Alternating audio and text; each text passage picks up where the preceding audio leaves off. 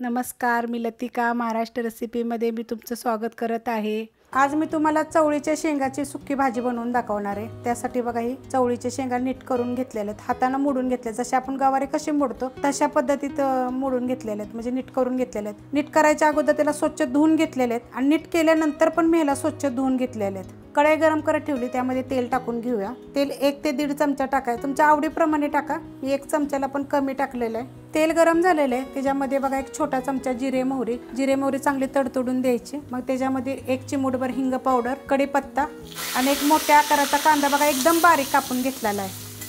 हा कांदा चांगला भाजून घेऊया। कांदा बघा अशा पद्धतीत भाजून घेतलेला आहे, जास्त असा लाल वगैरे करायचा नाहीये। आणि थोडीशी आपण ह्यात हळद टाकायची आणि ह्याच्यामध्ये 2 हिरव्या मिरच्या, अर्धा इंच आले, 7 ते 8 लसणाच्या पाकळ्या बघा या कुटून घेतलेले आहेत। आणि जे आपले जे हे आहे ना चवळीची शेंग, ते 300 ग्रॅम आहे, ते परतून घेऊया चांगलं।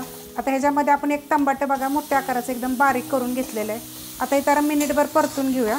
परतून घेतले बघा चांगलं। आता ह्याच्यामध्ये अर्धा चमचा जिरे धने पावडर, जर असेल तर टाका, नसेल नाही टाकली तरी पण चालेल। आता ह्याच्यामध्ये कांदा लसूण मसाला 2 चमचे, तुम्ही तिखटाप्रमाणे टाका। आणि जर कांदा लसूण मसाला जर तुमच्याकडे नसेल, जरी मिरची पावडर जरी असेल तरी चालेल, काय हरकत नाहीये। चवीनुसार मीठ।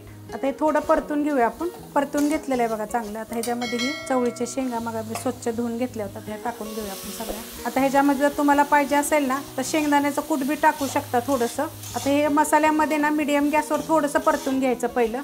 परतून घेतले बघा त्या मसाल्यामध्ये चांगलं। आता ह्यात काय आपल्याला एकदम बारीक गॅस करायचे, मीडियम गॅसवर केलेलं आहे। आणि एवढ्यातच आपल्याला बघा हे शिजून द्यायचे, चांगलं शिजलं जातं। नाही तर थोडंसं पाण्याचा शितोडा मारला तर चालेल।